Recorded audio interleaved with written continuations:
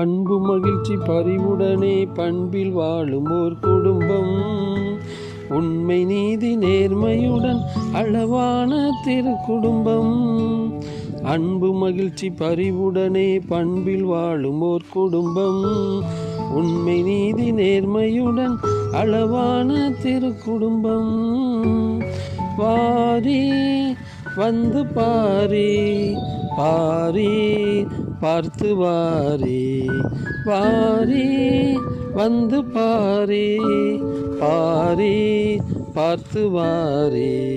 நாசரேத்தில் ஓர் குடும்பம், வாசமுள்ள திருக்குடும்பம். இயேசு மரி சூசை என்னும் பாசமுள்ள திருக்குடும்பம்.